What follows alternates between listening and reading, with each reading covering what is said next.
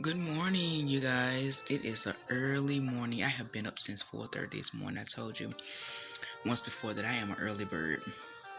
I get up super early, pray pray, spend time with God, and spend time in His Word, meditating on His Word. And sometimes I just sit still and I just allow God to just, talk to me. I'm learning to do that more because I was always and I always been the talker. Talk, talk, talk, talk, talk, talk, talk, talk. But now I'm learning to be a listener, to listen more. So, yes. So that's what I was doing. But I was just sitting here thinking back. When I was younger, my grandmother was a very wise woman. She was a very wise woman. She loved the Lord. When I tell you that my grandmother loved the Lord, she loved Him. She loved Him, and she was a very wise woman. And she used to always stay on me. You hear me? She would always stay on me. She was always fussing about something. She was always telling me, something to do. You know what I'm saying? And it was right. She was telling me right. She was trying to teach me. But when you're young, there are certain things you don't want to hear. You don't want to hear all that. To me, that's old-fashioned talk. I don't want to hear that old-fashioned stuff. That's just old-fashioned talk. I didn't want to hear that. I never disrespected her, though, because my grandma did not play that, okay? She would lay you out. Do you hear me? I never disrespect, but I would just be sitting like, oh, my God. Jesus Christ. Like, I don't want to hear all this. I didn't say it out loud because I knew better. But I would be saying it to myself, and she would just be talking. Telling me things, just trying to give me wisdom, trying to tell me what was right. And I just did not want to hear it. And, as life went on and I was started, got to an age where I'm making my own choices now. And she was like, girl, what are you doing? I'm telling you, like, even when my first relationship, she was like, I'm telling you, you're not doing it right. You're not doing right. And I'm just like, Grandma, I just don't understand. Like, why can I be in a relationship? Why can I be loved? And why can I have nobody? Other people have somebody. Why I can't have nobody who like me, who would love me? And she was like, I'm not saying that, baby. It's just the way that you're doing it. You're going about it the wrong way. And God is not going to be pleased with that. Their relationship is not going to work. She was like, that guy is going to end. He's going to hurt you. She just kept saying, he's going to hurt you. I'm telling you, he's going to break your heart. And I was like, no, he's not. Why are you saying that, Grandma? That's being negative. You're just being negative. She's like, no, I'm not. I'm not being negative. Because she said, anything that you put before God, that thing is going to let you down. Any person that you put before God, that person is going to let you down. God is a jealous God. And I remember her saying, I'm just like, whatever. She's just being negative. She's being negative. And when I tell you time went on or whatever, I was still in this relationship, my first relationship, with the father of my sons or whatever. And I ended up getting pregnant again. That's when I got pregnant with my second son. I got pregnant with him. And this at the time, my grandmother, she didn't know. I think she probably did know, but I didn't tell her, that I was pregnant, whatever. But I think she could tell because when I went to see her, she kept looking at me like, oh, all that belly. But, I always been a heavyset girl anyway. So, and I was I was maybe like, I say about 4 months. You know what I'm saying? So, I was 4 months old. It just looked like I was regular. I was already heavy set anyway. So, but she was like, yeah, all that belly, whatever. And I never forget. And that was my last time. That would be my last time. Not knowing at the time that would be my last time seeing my grandmother. You know what I'm saying? Because right after that visit with her, she ended up passing away after that. But yeah, just before all that, like I said, as I got older, go back to being a kid. I was always spending time with my grandmother. I was always there. She babysat me. She kept me as a kid, and my dad would always take me to her house. Like when my mom had to go to work, my parents, dad, whatever, had to go to work, even though my parents was, not together at that time, as I got old, a little older. But I had to go to my grandmother's house, and she did so much for me or whatever. But how sometimes when you get older, you kind of forget people. You just kind of But you know how it is, that child that you have clothed and you have fed and you got up in the middle of the night and gave them a bottle and rocked them to sleep when they was a baby. Sometime when they get older, they start, drifting away from you because they start finding pleasure in other things, like hanging out with friends and going out having a good time. If we all been there. We've all gone through that stage in our lives. And I went through that stage, I was in my early 20s. My grandma was like, yeah, you don't even call me no more. You don't even call to check up on me. You don't even come to see me no more like you used to, or whatever. And I wanted to call my grandmother. I wanted to go and see her, but you know how when you young and you know that person's gonna get on to you and correct you and try to tell you what's right. But when you're at a certain age, you don't want to hear that stuff. You don't want to hear that. You just want to have you a good time, I don't want to hear you telling me that I don't need to be with this person because I'm so in love. So we think we are. I'm in love right now. I don't need you to be telling me I don't need to be with him. I don't need you telling me I don't need to do this, do that. I'm trying to have a good time. You know what I'm saying? Because I'm young. That's what my young mind was thinking or whatnot. But like I said, fast forward back to that last encounter with her, and me and her had a conversation with each other. And I never forget, like, we got ready to leave because at the time I had already moved up here to Georgia, and I'm from Alabama. My grandmother was still, of course, in Alabama, and that was my last time visiting her and seeing her that last time. And I never forget, right before we was leaving to head back to Georgia or whatever, and we was outside talking to my aunt. My grandmother was still in the house, but I had to go back in the house because I had sneezed and I needed to wipe my hands, get some tissue because I was standing outside. When I came back in, I went to the bathroom in the downstairs living room, but it had no tissue, and I had to go up to the upstairs bathroom, and this when my grandmother was in the kitchen. And I remember going, I said, "Oh, Grandma, I gotta go get some tissue." She said, "Go ahead, baby." And when I came back through the kitchen where she was, now keep in mind, when we first got there, we did all that talking and whatever. But at this particular time, me coming back through from getting the tissue, my grandmother it was just a difference in her. Like, she was very quiet. And I've always been a person that pays attention. I pay attention to things. I see things. I notice things. And I was like, man, she's just so quiet now. She wasn't saying much, but I had been dreaming about my grandfather, which was my grandmother's husband. He passed away when I was 8 years old. Death did them part. They was together forever. They had a very healthy, loving, godly marriage. Do you hear me? Oh my God, it was a beautiful marriage they had. But he passed away when I was 8 years old. But I had been dreaming about him a lot. For that the past couple of weeks, before I had this visitation with my grandmother that day. And I would remember as I was walking back past and she was in the kitchen, I said, "Grandma, you know what? I've been seeing Granddad a lot in my dreams. Like he's been showing up in my dreams a lot." And she just smiled and she just said, and I was like, "Okay." I was like, "All right then, Grandma, see you later." She said, and she just smiled and she didn't say anything. And I'm just like, what's going on? Like, she was just doing all this talking a few, before we got ready to leave, but now she's just not really saying anything. And so, oh God. So I remember just going back to the car. We got in our car and we left. And then that was on a Sunday.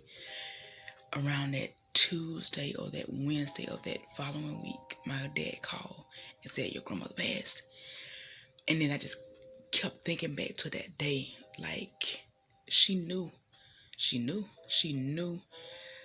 that time was coming. And me seeing my grandfather was a way of him trying to comfort me ahead of time, because this was like God's way of, making sense to me by allowing me to keep seeing my grandfather in my dreams, because he's letting me know that I'm coming to get her. Like, she's coming home now. She's about to leave. She's not going to be with us. She's not going to be with you no more. And that day when I was letting her know that I was seeing him a lot, and she didn't say anything. She just smiled and she just shook her head. Like, that was her way of probably letting me know that, yeah, I'm about to leave. But when I tell you that that broke my heart, I mean, my heart was so broken to find out about that, because I'm like, oh my God, like, oh, my grandmother is gone. Like, oh my God, what am I gonna do? Like, that's when things start to like kick in. Then like, oh my God, like I took this for granted. I took her being here, being in my life, being alive. I took that her life for granted. I took this for granted. Like I felt that I knew this. Like there's just a know. It was just a knowing in my spirit. Like, oh my God, I took this for granted. Like I wasn't calling my grandmother like I should for years. In my from when I had left Alabama to moving to Georgia. You know what I'm saying? From when I was what? Let me see. I'm trying to think. Um, from my early 20s into like I'm trying to, because I got pregnant with my son when I was like 22. But yeah, in my early 20s down to like my later part of my 20s, like I just did not call my grandmother. Like I didn't check up on her. I didn't really visit her like I should, because like I said, I didn't want to hear her fussing. I didn't want to hear her. Matter of fact, not fussing. I don't even want to, it was fussing to me then, but to the me now, it was wisdom. She was just telling me what was right. She was trying to help me to avoid some of the things that I went through that really hurt me, that really broke my heart, that put me in some messed up situations that could have really damaged my life, you know what I'm saying? And to the point of no return, you know. But thank God she was a praying woman too, and God protected me. But now I'm starting to realize, like, oh my God, I no longer have this. It's gone. Now I'm starting to wake up like, oh my God, what am I gonna do now? And so, after that, it seemed like shortly after that, I had my son. And then later on, I went through my heartbreak. It seemed like that's when it all hit me then. Everything that she was telling me, oh, it came to pass. That guy that she was saying, oh, he gonna break your heart, he's gonna hurt you, he's gonna break your heart. Oh, he broke my heart. It happened too, honey. Everything that she was telling me, it started to happen right after she passed away. I started to see life, and I'm just like, oh my goodness, when I tell you, it was okay, So, and that was the start of me like really starting to recognize what I had in her.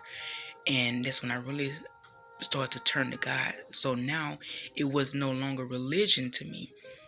Now it became relationship now, because now I'm like, oh God, I'm hurt. I remember growing up going to church. I remember being in the church. I participated in everything in the church. Like my dad, we was heavily in the church. I'm talking about not just as kids, but all up into in my 20s in college. My dad made sure he came. My dad would come on Sunday morning, pull up in the front of my dorm room and blow his horn to his truck and be like, hey, come on out there. you know, get ready for church. And some of the girls would be standing out, like on the outside in the morning of the dorm room. They were like, somebody dead out here. I was so embarrassed, y'all. But when I tell you, I can laugh at it now. But at the time, I used to be so mad at him. Like, why would you embarrass me like that? But now I'm so grateful for it. But he would come. I'm talking about I was 20. I was like 21, 22 or whatever. But in college. And my dad would come pull up at the front of the dorm room at Alabama State University and would be blowing his horn like, come out of there.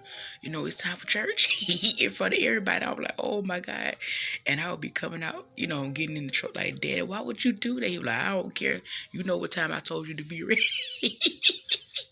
And I used to be so mad, but I appreciate it now. I appreciate it so much now, but yeah, but just, I know I'm just going on, y'all, but I just feel so good because I'm like, to have had that, even though I was heartbroken when she passed away, but now to know that I had that opportunity to be in her presence, even though, no, I can't get on the phone and call her no more and get that wisdom, but I still remember the things she said, even though I didn't want to hear it, but it was getting in my spirit though.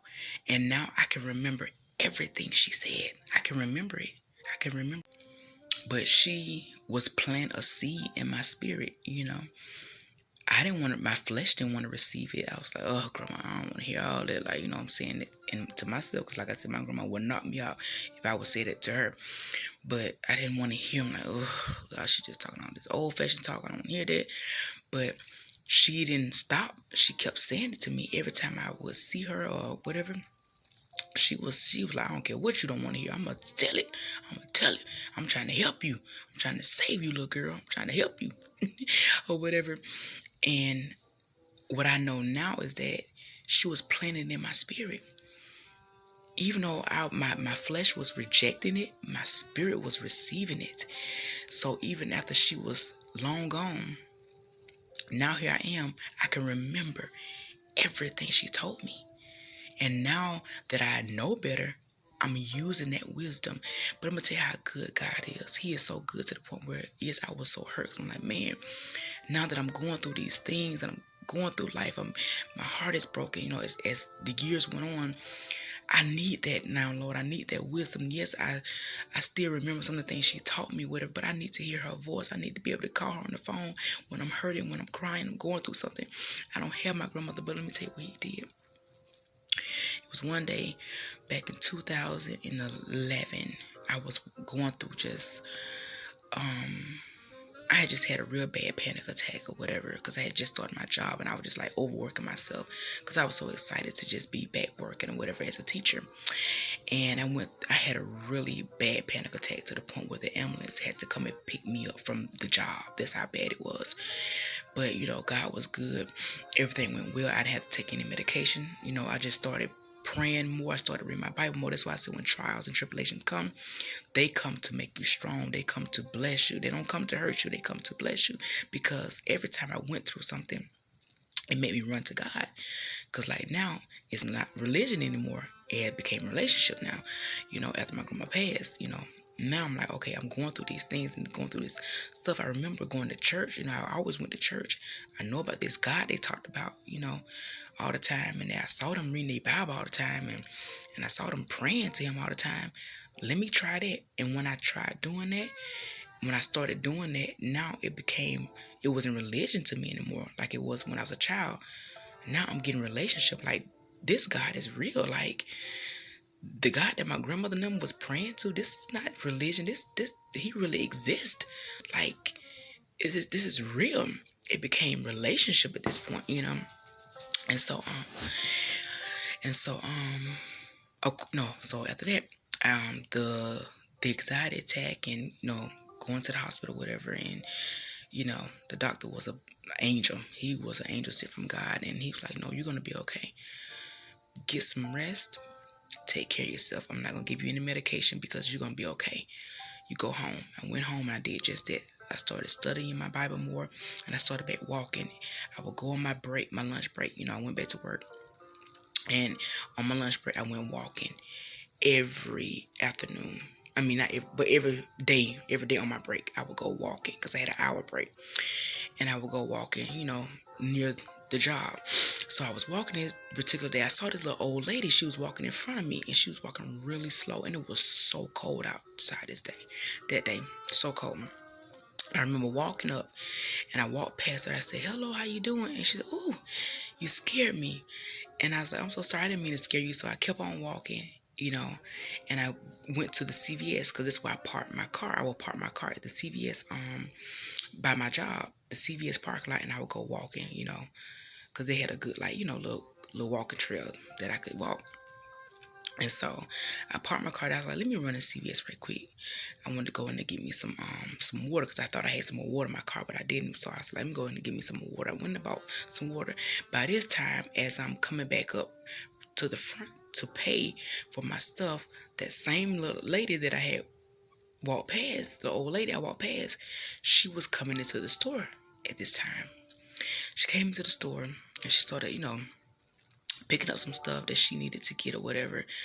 And so I noticed that she had so much stuff in her hand, she could barely hold it. I said, let me get it. I said, I'll hold it for you. She said, oh, thank you so much. Because I need to go to the back to the pharmacy to get my medicine, little Spanish lady. My God, I gotta keep sharing this story with y'all. I know this thing keep going out, but I'm gonna share this. So the little lady, she said, "Well, you can." I said, "I hold it for you till you get back." She said, "Okay, thank you so much." The Spanish lady, she walked, so I could see her walking away. I could still see it to this day. She on the blue, the little jogging suit jacket, that zipper, with the hood on it. It was blue, navy blue. I still remember it. And she had some blue jeans on, like it was yesterday. And she walked to the back, to the pharmacy part. So I was like, well, let me go ahead on. I'm gonna go ahead and pay for my stuff. So when I paid for my things, I paid for her stuff too. When I paid for her things, and I sat and I waited at the front of the store, waiting for her to come back to the front. She came up to the front. I said, "Here you go." And she said, "Oh, where's my things?" I said, "It's in the bag. I already paid for it." She said, "No, you paid for my things." I said, "Yes, ma'am, I paid for it." She said, "Oh my God, you didn't have to do that. No, I could have paid." I said, "No, ma'am, I got it. It's okay." And she said, "Oh, wow, that was so nice of you." I said, "Oh, no, it's fine." Because that's something that my dad taught me. And my grandfather was the same way. They always helped people. They was always so kind, always so generous, and always very nice. So that's just something I picked up from them.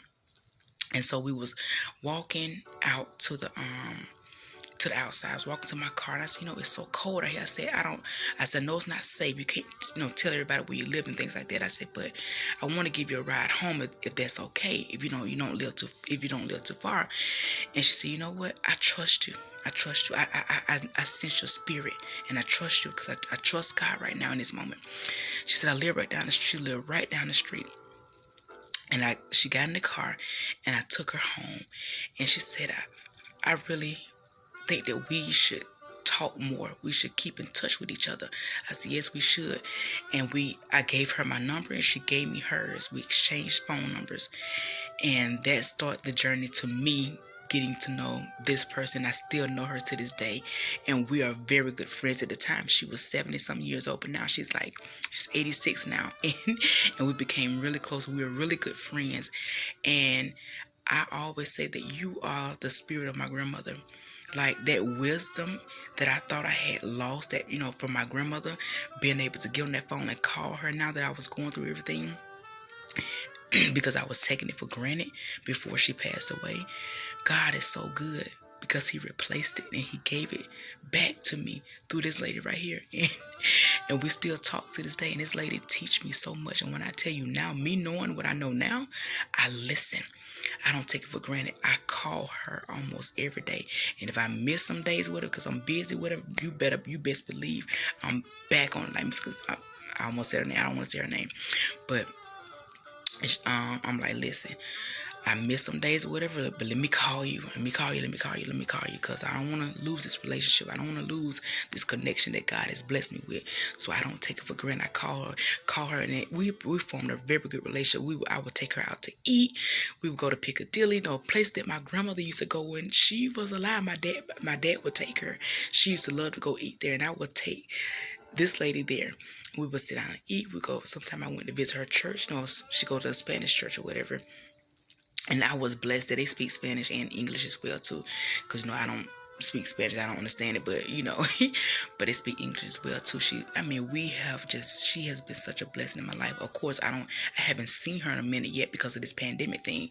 And because she's living a living assistance home, they don't really want a lot of visitors coming, because of the virus thing or whatever. But I tell you, I call her and I talk to her every day, and she has blessed my life. And I have done things for her, like I will buy her food, and when we go out to eat, I will pay for it and buy her certain things. Sometimes I will bless her with, a gift of, some money or whatever. And she will, "Oh, Kendra, thank you so much. Kendra, thank you." I'm like, No, do you not understand that this stuff that I'm giving you is nothing compared to what you're giving me? You're blessing me with wisdom. You're teaching me how to live this life that God has called me to, You're teaching me how to be a better mother. You're teaching me how to be a better woman. You're teaching me how to serve. You're teaching me how to love God. You're teaching me who He is and how to avoid certain things that I didn't avoid in the past. Like, you're teaching me, you're giving me wisdom. Money can't buy that. So what I'm giving you is nothing compared to what you're giving me. And she was like, wow, But I'm telling y'all, when God bless you with somebody who can pour wisdom into you, you don't take that for granted. But don't take that for granted. Like, money can't buy that. It's not enough money in the world to buy wisdom. Not enough money in the world to buy love. Love, like she always, when we get off the phone, I love you, Kendra. I sure do. I love you. I sure do. Whew, I'm almost in tears, and I'm trying not to cry, but I'm so blessed to have had that 2 times in my life. The earlier time in my life to have it with my grandmother, but I was so young, I didn't understand it. I took it for granted. I didn't understand the importance of what I had, the value of what I had in her. And for God to be so merciful and so loving, to say, you know what, I know you took it for granted the first time, but I'm going to give it to you again. And when I tell you I don't take it for granted, I talk to Miss, I keep almost saying her name, but I don't take it for granted no more. Like, I call her every day. I just talked to her yesterday on that phone, and just listening to her teach me. There are times when I'm crying and she don't understand why I'm crying, but I'm saying I'm crying right now. It's not sadness, but it's tears of joy, because I'm so blessed to have you, because you're teaching me so much. You're teaching me things. And even with her, when I first met her, she would teach me certain things, and I was in my stage of transitioning from the young girl to from a young woman to my little mid stage of being a woman. You know what I'm saying? Because when I met her, I was, how old was I? I might have been just 30, turning 30, I think, or 31, something like that. I'm 38 now. So yeah, and so I was still transitioning. Like right now, I'm still going through my transitioning stage as well. So a lot of times, even with her, I would listen to her, and I knew she was telling me what was right, and I didn't, reject it. But I was like, you know what? Okay, I hear you. But how sometimes we hear that person, we know they're telling us right. I'm like, okay, I thank you for this. But when situations would come about, I still would make my own choice sometimes. You know what I'm saying? And then it was like, oh, I'll put myself in a bad situation. I have to go back to Miss Gazelle crying like, oh my God, I got an issue. Like, and she never judged me. She said, it's okay. Just do different. If you know different, you know better this time. Just do better this time. Do different this time. And I kept, going through that little stage in my life. And just talking to her on yesterday and listening to her, it's like now, like, you know what? I keep doing it my way, and it's not working. So now I'm listening to you, and I'm going through this stage now where I'm not just hearing you, but I'm actually doing what you're telling me to do. And to see it working in my life, like I was just saying in my video yesterday, to not just be reading this Bible, knowing what it says, but I'm actually applying it to my life, and I see the results. It feels so good. And I'm like, oh my God, I finally get it. At 38 years old, I'm finally getting it. I finally get it. It's not just making sense to me. I don't just understand it, but I'm actually having enough wisdom, enough sense to apply it. Like, child, you got $1 billion in the bank, and it's just sitting there. Use it. Use it. Don't just have it sitting there like, I got $1 billion in the bank, and you just not using it. Use it. So that's how it is now. Okay, you have the wisdom. You know what to do. You got all these people depositing all this wisdom in you. You got the word of God. Most definitely, that is wisdom that's deposited into your spirit. Now use it. Have the sense enough to use it. And now I'm using it. And I'm like, dang, why I couldn't do this before?